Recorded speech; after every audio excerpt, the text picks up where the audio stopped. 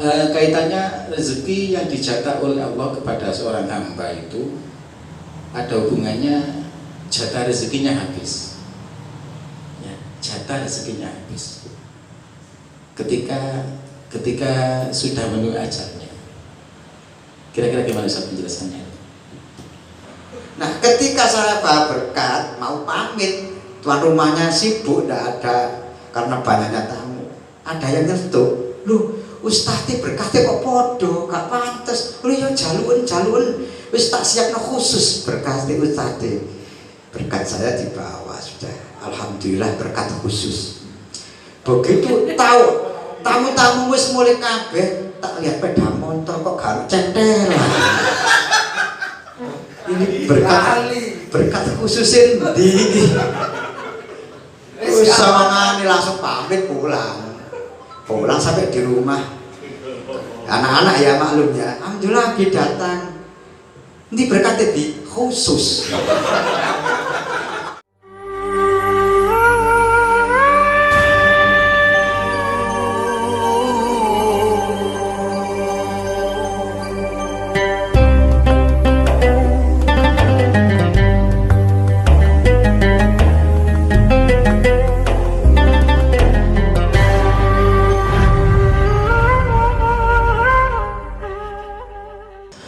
Assalamualaikum warahmatullahi wabarakatuh. Waalaikumsalam warahmatullahi wabarakatuh. Alhamdulillahi rabbil alamin. Wassalatu wassalamu ala asrafil anbiya'i wal mursalin wa ala alihi wa sahbihi wa barik wa sallim ajma'in. Yang berbahagia, yang saya hormati yang mukarram al Ustaz Ahmad Fauzi Ghafur, yang saya hormati saudara seduluran para asatid, keluarga besar Bani Ontrojo Mbah Kiai Haji Abdurrahman. Alhamdulillah para jamaah, pada kesempatan malam hari ini kita masih melanjutkan dan semangat untuk membahas, mengkaji beberapa tema menarik yang insya Allah akan menambah wawasan bagi kita semuanya. Pada malam hari ini tema kita adalah tentang rezeki. Rezeki ini kita masih sering terjebak Ustaz, pada pengertian bahwasanya yang namanya rezeki itu hanya masalah harta, modal, seberapa besar pendapatan kita, seberapa hebat ilmu kita dan seterusnya. Tetapi rezeki ini bagaimana sejatinya, tentang memaknai rezeki dan bagaimana mendapatkan rezeki, terutama di era atau di saat ini yang kita ketahui bersama para pemirsa Jamiyah JGHK, rezeki yang betul-betul membawa keberkahan bagi kita semuanya. Untuk itu mari bersama-sama kita ikuti pembahasan, kita fokuskan kepada tema kita. Insya Allah tema kita adalah 8 pintu atau 8 macam pintu sampainya rezeki, ngoten guys. Dan insya Allah di sini ada beberapa rujukan yang nanti akan lebih jelas disampaikan oleh Al Mukarram Al Ustaz Ahmad Fauzi Ghafur. Maka Ustaz kita bahas dan kita santai mawon. Barangkali nanti ada hal yang perlu kita sharingkan bersama, kita diskusikan, dan insya Allah juga para pemirsa YouTuber kita ini ya, insya Allah mudah-mudahan mendapatkan pencerahan. Maka Ustaz langsung. Allahumma sholli ala Muhammad. Bismillahirrahmanirrahim. Alhamdulillahirabbil alamin. Wassalatu wassalamu ala asyrafil anbiya'i wal mursalin. Sayyidina wa maulana Muhammad sallallahu alaihi wa alihi wa ashabihi ajma'in, amma ba'd. Alhamdulillah, pertama-tama saya bersyukur kepada Allah atas segala nikmat, rahmah, hidayah dan ma'unahnya yang selalu dilimpahkan kepada kita. Alhamdulillah malam hari ini dibarengi ridho Allah, insya Allah kita bisa melanjutkan ngaji bareng, ngaji rutin, sekaligus sharing antara kita jamaah JGHK Kiai Haji Raden Ontorjo. Mudah-mudahan kita mendapatkan ilmu yang bermanfaat dan barokah. Amin. Sesuai yang disampaikan oleh moderator Akhi Abah Fauzi Asy'ari, yakni kita malam hari ini membahas atau mengkaji masalah rezeki. Rezeki itu makna gampangnya adalah pemberian Allah atau anugerah Allah, yang sebetulnya maknanya itu tidak hanya sifatnya materi tetapi juga non materi, seperti kita bisa bernafas, kita bisa sehat, masih sehat, itu juga termasuk rezeki. Cuman dalam hal ini yang kita bahas fokus rezeki yang sifatnya materi, yang sifatnya materi, dimana paling sering ditanyakan akhir-akhir ini kalau ada tamu atau ketemu dengan teman, rata-rata sama sambatan masalah rezeki, dan yang dijadikan kambing hitamnya itu corona. Padahal kalau kita mengkaji secara detail bahwa rezeki itu ada 8 macam pintu Allah menyampaikan kepada hambanya. Jadi biar kita nanti bisa lebih luas, bisa lebih longgar dalam menyikapi kondisi akhir-akhir ini, bahwa rezeki itu tidak datang dari masalah kerja atau nyambut gawe, padahal tidak hanya itu. Baiklah, mari kita bahas 8 macam pintu rezeki itu. Allah sudah berfirman di dalam Al-Quran, surah Hud awal juz 12. Yang pertama ini, yakni pintu rezeki yang namanya jatah. Pintu rezeki yang namanya jatah rezeki. Bismillahirrahmanirrahim. Wa ma min dabbatin fil ardi illa 'ala Allahi rizquha wa ya'lamu mustaqarraha wa mustawda'aha kullun fi kitabim mubin. Shadaqallahul azim. Allah berfirman, tidak ada satupun, kegerumetan itu artinya makhluk yang ada di dunia, tidak hanya manusia, hewan pun termasuk dabbah, itu sudah dijatah oleh Allah rezeki. Wa ya'lamu mustaqarraha wa mustawda'aha, dan dimanapun makhluk Allah pasti rezeki itu sampai, tidak akan pernah salah, karena memang sudah ditentukan oleh Allah di zaman azali, sudah ada jatah rezeki untuk makhluknya Allah, lebih-lebih manusia. Yang namanya jatah itu mau tidak mau pasti sampai, nyari gak nyari pasti datang dan sampai, dan tidak pernah keliru, tidak pernah keliru. Itu memang jatah dari Allah. Oleh karena itu, yang namanya jatah, kalau jatahnya 1 hari 50, ya tidak kurang tidak lebih. Kalau jatahnya 100, tidak kurang tidak lebih, dan pasti akan sampai. Monggo Ustaz. Dan caranya sampai itu, ini rahasia Allah, rahasia Allah. Yang penting nyampe. Makanya ada seorang ulama ahli zuhud itu kepingin meningkatkan keyakinannya masalah jatah rezeki. Ada seorang kiai yang zahid ingin tahu jatah rezeki hari ini gimana caranya. Keluar rumah tidak pamit dengan keluarga, memang sengaja. Kemudian masuk ke dalam hutan, masuk ke dalam gua. Di situ gua yang sepi dalam hutan itu tidak ada satupun manusia yang tahu. Beliau zikir di situ. Singkat cerita, ada sekelompok pedagang yang sedang membawa dagangannya lewat jalan daerah hutan situ.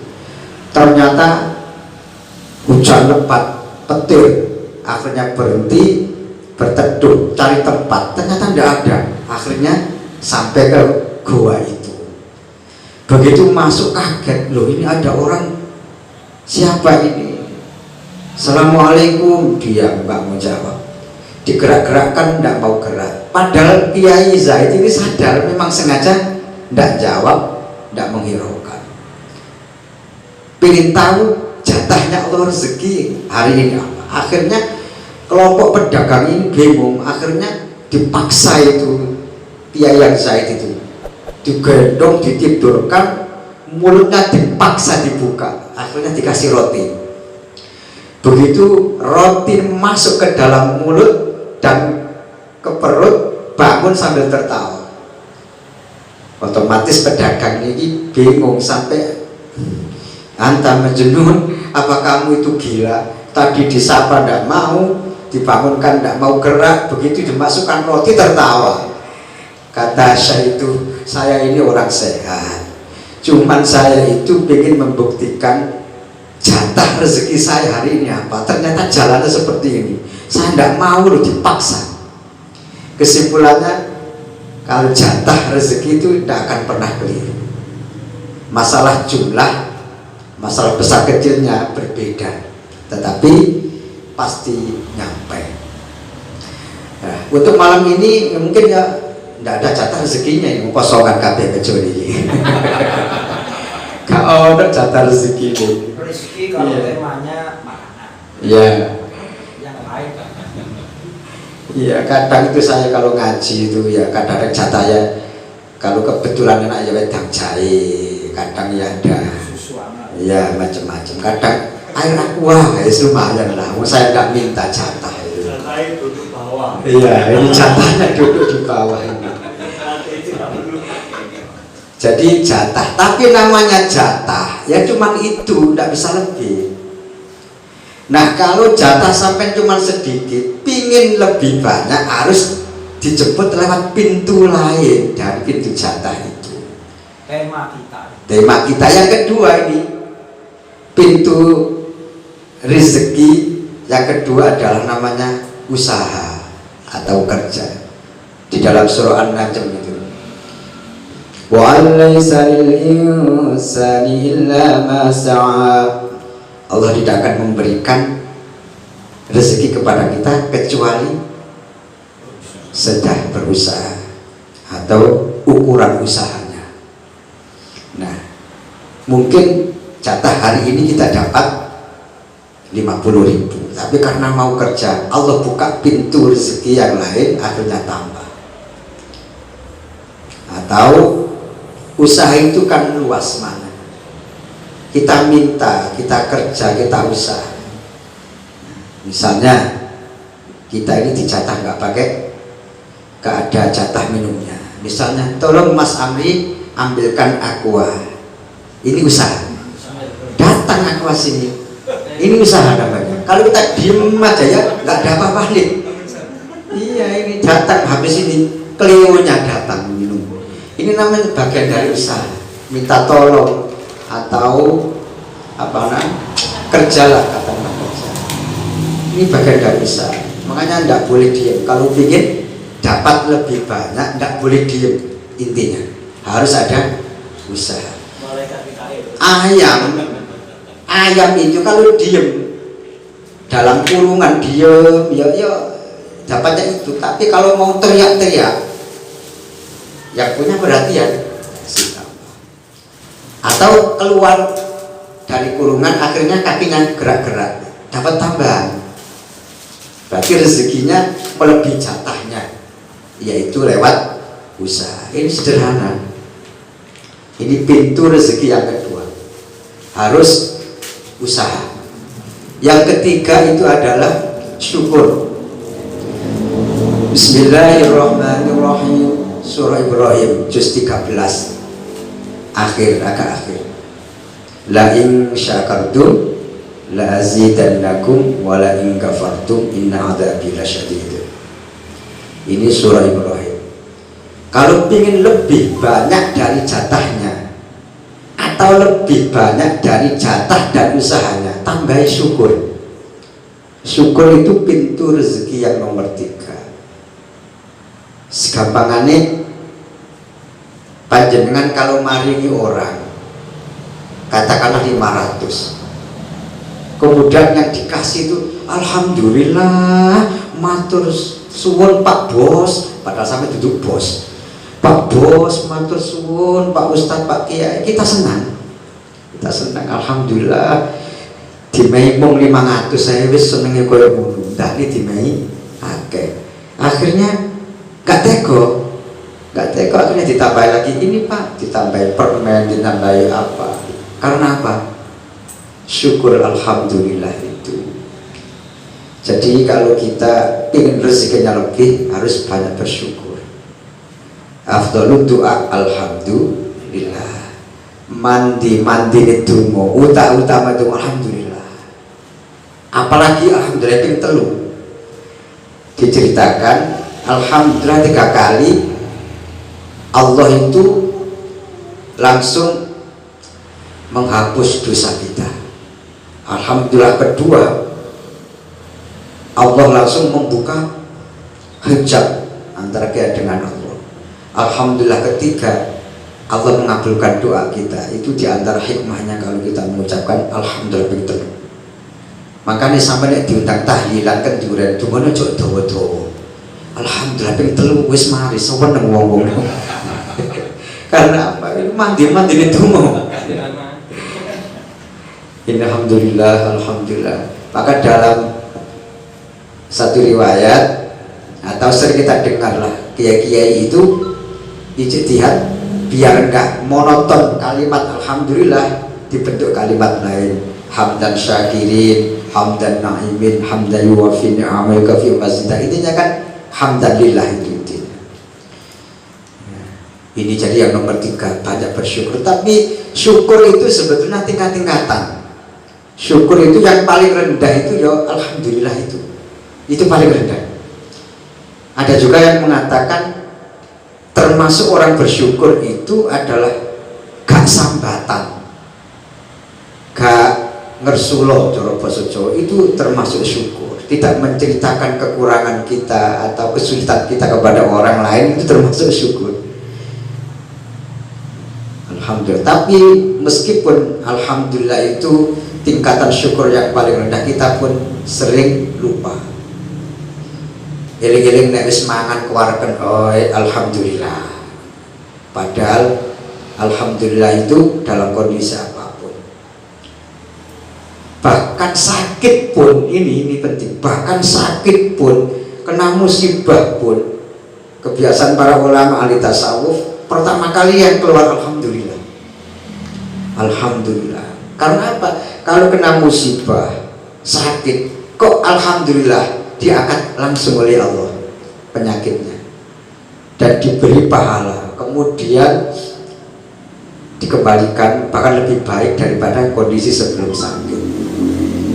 Contoh ya, zaman perang Khandaq. Perang Khandaq itu perang yang paling hebat karena lawannya Kanjeng Nabi pada waktu itu pasukan Romawi, gabungan antara orang kafir, orang Romawi, dan orang-orang yang tidak senang dengan Kanjeng Nabi. Lah musuhnya besar jumlahnya, orang Islam hanya 3 ribuan. Akhirnya gaya panik, Khotek itu artinya perang parit. Dijoglowi gede sekiranya jaran gak iso cara mencolot mboten sampai. Di dalamnya dipasang senjata-senjata. Ini perang Khandaq. Itu di situ diceritakan ada sahabat, insya Allah namanya sahabat Ataqah namanya. Sahabat Ataqah ini orang biasa, cuma sangat hormat kepada Rasulullah. Ketika kerja bakti duduk lemah parit itu Rasulullah langsung ikut terjun sehingga keringatnya bercucuran. Ini sahabat ini tidak tega, akhirnya pulang matur sama istrinya, Bu, kira-kira ada nggak yang disembelih dimasak untuk makan siangnya Rasulullah? Kata istrinya, ya ada, cuma tinggal 1 kambing. Oh ya situ sampai beli wis, nanti tak ngatur Rasulullah. Nggih. Akhirnya sahabat kembali kerja bakti, istrinya ini menyembelih kemudian memasaknya. Tetapi apa yang dilakukan oleh istrinya sahabat ini ternyata diperhatikan oleh anaknya. Punya anak kembar, lanang ganteng-ganteng, masih kecil. Nah itu merhatikan ibunya mulai ngasah pisau, nyembelih kambing, dan diperhatikan. Akhirnya begitu ibunya itu sibuk memasak, anak ganteng kembar ini praktek. Yang kakaknya itu nyuruh adiknya, ayo dek ibu mau beleh kambing, sampai jadi kambing, dibelah adik pakai pisau. Betulan ibunya tadi itu meninggal adik. Begitu dibangunkan tidak mau bangun, takut kakaknya, lari naik ke tingkat rumahnya, kepreset jatuh mati bisa. Lah ibu enak-enak masak, dibengok putra-putranya nggak betul nyawa, ditinggali. Ya Allah, nah. Sudah dua-duanya tidak bernyawa. Tapi karena saking takdirnya sama suami, sambil nangis anaknya digendong, ditaruh di kamar atas, diposisikan seperti orang tidur. Nah akhirnya begitu masak selesai, sampai bayangkan kondisi seperti itu, masak iso enak. Wong anaknya baru meninggal dua-duanya, tapi karena demi Rasulullah tidak mengecewakan suaminya, masak selesai, hidangan siap, suami dan Rasulullah datang. Lah Rasulullah pertama kali yang ditanyakan, mana anak-anak? Biasanya saya datang nyambut salaman. Apa kata istri sahabat tadi? Niku kanjeng Nabi tilem teng kamar nginggil, tidur di kamar. Oh iya wis ojo diganggu. Nah akhirnya dadar selesai, akhirnya kanjeng Nabi pamit. Begitu pamit langsung suaminya ini tanya, Bu, biasanya meskipun tidur itu biasanya kalau ada tamu datang, apalagi ini Rasulullah, kok belum bangun? Mau naik, lihat putranya, kata istrinya minta maaf, jaluk sepuro dan rizani pun bojo sakjane putra-putra kembar niki mboten tilem. Wau kedadosane niku ngeten walhasil putra-putra kita sak menika sedo. Kare-kare sedo. Apa jawaban sahabat Ataqah? Alhamdulillahirabbil alamin. Istrinya terkejut. Kenapa kau tidak marah? Kenapa kau malah bersyukur? Saya bersyukur kepada Allah karena anak itu amanah, dan belum tentu kita bisa menjalankan amanat dengan baik. Belum tentu anak kita bisa menjadi orang baik, kita yang tanggung jawab. Kalau itu memang takdirnya begitu, berarti diambil oleh Allah. Masalah anak kan bisa buat lagi loh, malah banyol itu soal apa itu. Akhirnya sing istri ini seneng, alhamdulillah. Nek jenengan boten duka, wis ayo kita rawat, kita makamkan.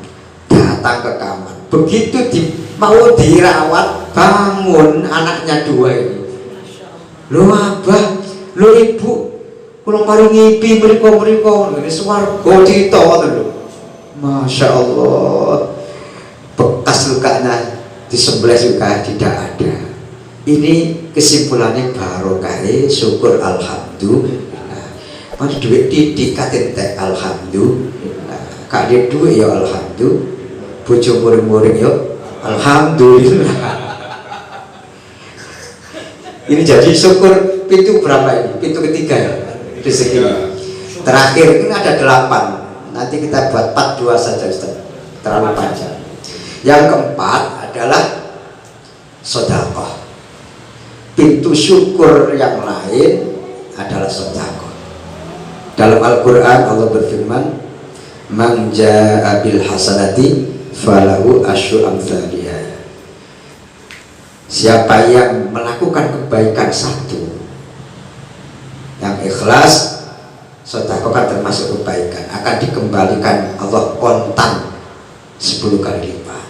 Ayat yang lain surah Al-Baqarah, "Man dalladzi yuqridullaha qardan hasana fayudha'ifahu lahu adhafan katsirah." Siapa yang mau meminjami atau menghutangi Allah, maka Allah akan mengembalikan 10 kali lipat. Dalam keterangan riwayat yang lain bisa berlipat 10 sampai 70 sampai 700 lipat kembalian dari sedekah kontan dari Allah. Ini sedekah. Karena memang sedekah ini termasuk ibadah ajaib. Ibadah ajaib diceritakan segampangan ngeten.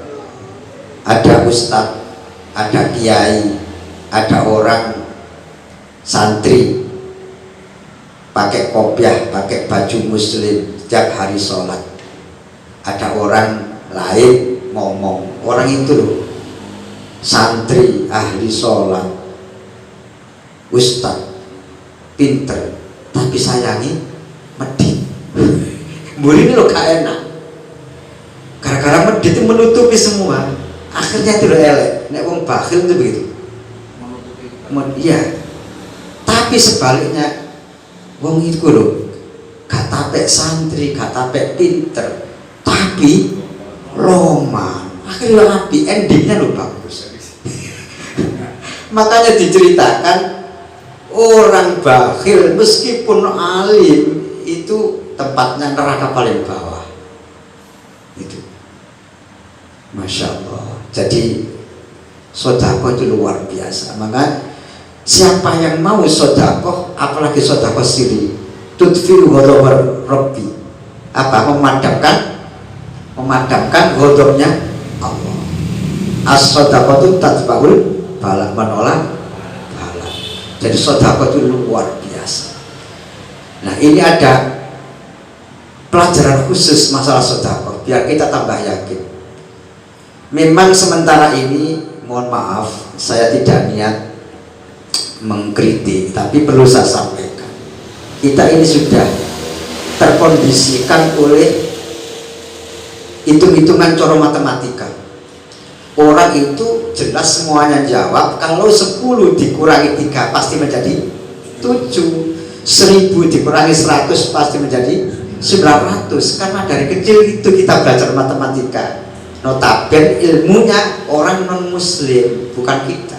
Kalau ilmu matematika Al-Quran beda. Jadi kalau kita punya uang 1 juta, kita kurangi 100, sisanya bukan 900. Karena apa? Yang 100 ini dilipat gandakan oleh Allah minimal 10 kali lipat. Berarti tinggal berapa? Tinggal berapa? Kalau 100 kali 10 kali lipat berapa? 1 juta. Ditambah sisanya tadi 900, jadi 1.900.000. Itu ilmu matematika Quran. Bisa jadi nanti kali 70 kali 700, tinggal menghitung.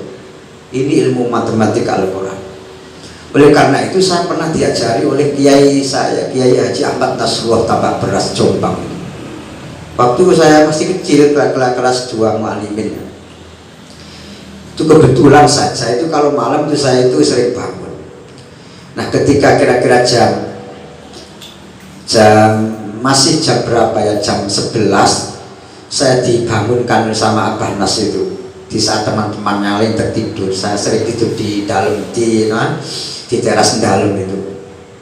ayo si tangi kancane aku melekan wong cilik lho wis melok lungguh sampai ngantuk-ngantuk ini cilik tapi diceritani sampai hari ini saya hafal. Awalnya beliau curhat-curhat, akhirnya beliau cerita sesuk iku lho wayahe bayari tukang butuh duit 5 juta, aku duit 500, kata beliau begitu. Wis Gusti Allah ora nulayani janji, gak bakal Gusti Allah wong Quran iku nyoto 500 kata simpen. Mau ono wali santri nyambangi anake sakno mlaku wis tak sangokno kabeh 500. Tapi yo ngono sih atiku ngene, ya Allah balikno 10 kali lipat yo. Abang begitu kalau gak ngantuk nanti kudu guyu. Gusti Allah itu ngono, nggak apa-apa kita itu nyampaikan doa seperti itu sesuai dengan janjinya Allah, nggak berlebihan. Sepuluh ngono sih, nek kepin duitmu akeh, duit kali titik, ojo diceleni, pancet duit, pemenang bang tambah kalong, wis kekno wong fakir miskin dikembalikan 10 kali lipat bahkan lebih. Kalau ngantuk sih, nggih Pak, wis turu wis dijak melekan kok ngantuk. Nah, ketika tidur tidak lama, ada 2 jam, kira-kira jam 2:30, 3 aneh, ada tamu aneh bawa mobil sedan Mercy warna putih bagus, 2 orang turun pakai celana, pakai bajunya putih-putih. Assalamualaikum santri, kok saya dibangunkan lagi? Pin ketemu Pak Kiai ada. Oh iya ada, dari mana? Dari Jakarta. Ada perlu apa ya? Rahasia ini khusus sama Pak Kiai, tolong disampaikan. Oh iya ya sebentar. Tak lihat di kaca dalam itu ternyata Pak Kiai sedang sholat di ruang tamu itu. Tak tunggu langsung tak sampai bah, wonten tamu bah yang kali saking Jakarta. Lah kok mboten ngertos bah nyupen jenengan. Wis yo pinarakno. Akhirnya masuk, saya penasaran. Dari teras dalam itu tak rumono. Kesimpulannya, maaf Pak Kiai, saya tidak bisa lama-lama. Saya ini hanya menyampaikan amanat dari seseorang yang tidak boleh disebut namanya. Tolong diterima. Sambil kasihkan amplop warna coklat.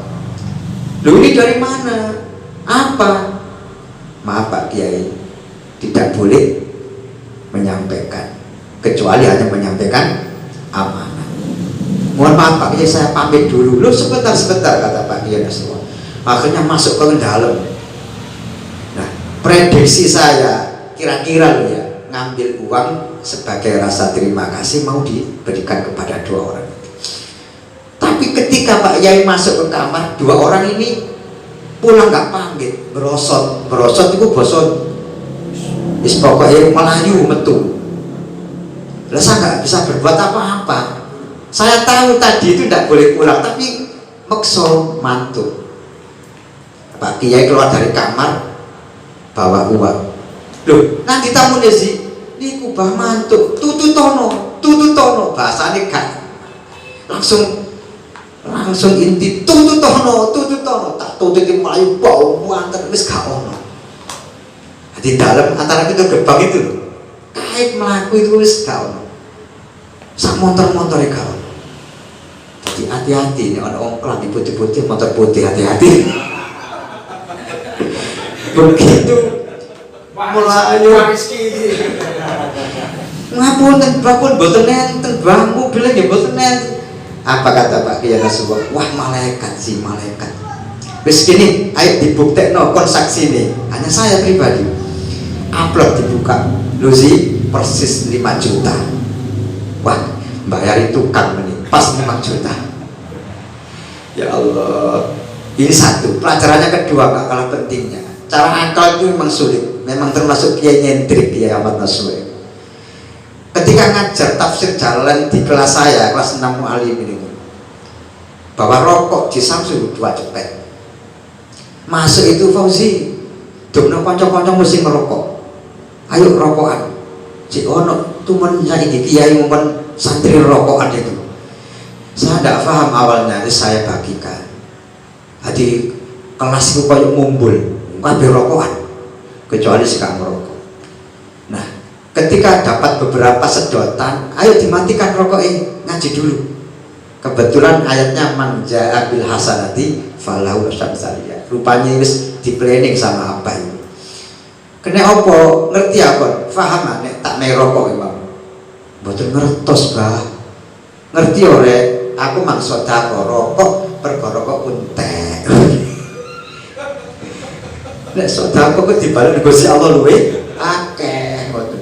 Arek nggowo akhirnya baru paham.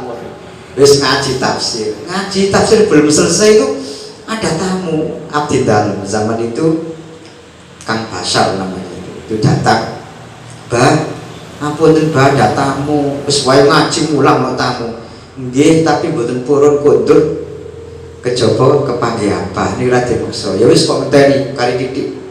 Begitu ngaji selesai saya yang dipanggil lagi Fauzi, ayo goncetan aku pedang motor Honda Ulung abang itu.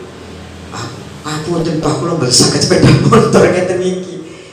Kuwatir salah, sakjane iso kuwatir salah. Akhirnya wis kowe mlaku wis aku dhisik nggih. Akhirnya kula melampah.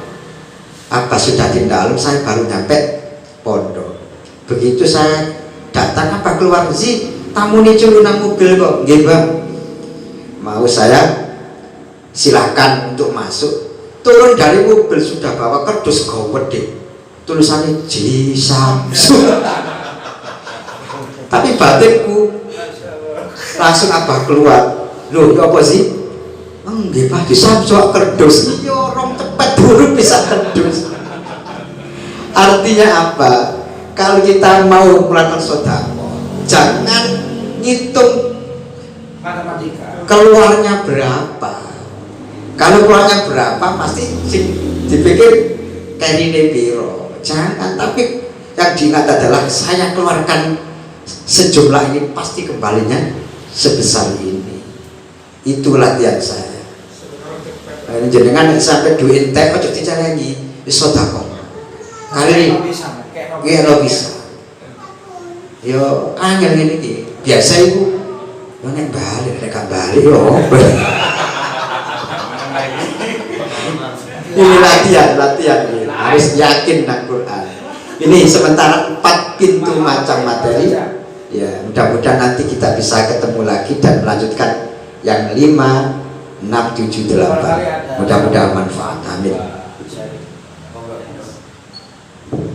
Alhamdulillah, ini 8 pintu sampainya rezeki, tapi kita masih terbatas waktu, masih 4 dulu yang disampaikan. Sabar, nanti ada 4 yang kedua untuk para netizen. Untuk para netizen nanti bisa komen ya, atau bertanya di komentar. Kita lanjutkan sebentar, masih ada sisa waktu. Barangkali ada yang ditanggapi atau kita saling sharing, karena rizki ini ada 8 pintu sampainya rizki, ini masih 4. Ini jika ada yang perlu disampaikan, para asatidz ya, ini monggo Ustaz Ahmad Nur Rodi, monggo.